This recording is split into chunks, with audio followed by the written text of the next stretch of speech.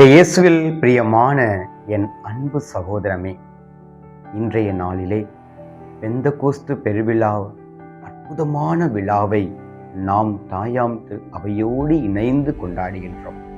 இன்று கிறிஸ்தவம் பிறந்த நாள். ஆகவே இனிய பிறந்த நாள் வாழ்த்துக்கள். ஏனென்றால் நாம் ஒவ்வொருவருமே கிறிஸ்துவின் அங்கத்தினர், கிறிஸ்தவத்தினுடைய பொறுப்பாளர்கள் என்பதை மறந்துவிடக்கூடாது. இன்றைய முதல் வாசகத்திலே அங்கே சீடர்களும் அன்னை மரியாவும் இணைந்து பயந்து இருக்கும் பொழுது அங்கே ஆண்டவர் தனக்கு பின்பாக ஒருவரை அனுப்புவேன், அவரின் மூலமாக நீங்கள் பல வல்ல செயல்கள் செய்ய இயலும் என்ற வாக்குறுதியை நிறைவேற்றுவதற்காக தன் கடமை உணர்வோடு ஆவியானவரை அனுப்புகின்றார். அவர்கள் தங்களுடைய சொந்த மொழியிலே பல்வேறு மொழிகளில் பேசும் பொழுது அனைவரும் புரிந்து கொள்ளும் விதத்தில் தூய ஆவியானவர் துணையாக இருந்தார் என்பதை நாம் பார்க்கின்றோம். இந்த இரண்டாவது வாசகத்திலே உடல் ஒன்றே, உறுப்புகள் பல.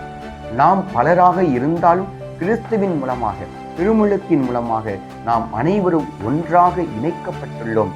கிறிஸ்து ஒருவரே நாம் ஒவ்வொருவருடைய பாதுகாப்பு, பலன், கோட்டை என்பதை தெளிவாக இந்த இரண்டாவது வாசகத்திலே நாம் வாசிக்க கேட்கின்றோம். ஆம், என் அன்பிற்கு இனியவர்களே, இந்த இரண்டு வாசகங்களையும் பார்க்கும் பொழுது நாம் துன்பங்களோடு துவண்டு விடும் பொழுது, நாம் இன்னல்களை சந்திக்கும் பொழுது நம் வாழ்க்கையில் விரக்தி அடையலாம். ஆனால் தூய ஆவியானவர் நமக்காக, நமக்கு முன்னும் பின்னுமாக செயல்படுகின்றார் என்பதை கலங்காதே, ஐயமுறாதே, அச்சமுறாதே, அஞ்சாதே என்ற வார்த்தைக்கு இணங்க இன்றைய நாளிலே பெந்தகோஸ்தின் பெருவிழா அன்று புதிய பிறப்போடு கிறிஸ்தவம் திரு அவை புதிய பிறப்போடு நமக்கு கொடுக்கும் செய்தியாக பார்க்கின்றோம். இன்றைய நற்செய்தியிலே பார்க்கும் பொழுது, பின்னணியாக பார்க்கும் பொழுது, இஸ்ராயலர்கள் 3 விதமான முக்கியமான திருவிழாக்களை கொண்டாடுவார்கள்.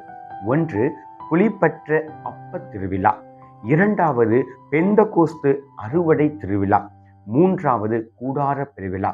ஆக அவர்களுடைய சட்டப்படி இஸ்ராயல் ஒவ்வொருவருமே எருசலேமிற்கு 3 முறை செல்ல வேண்டும், கடவுளை சந்திக்க வேண்டும் என்பதை.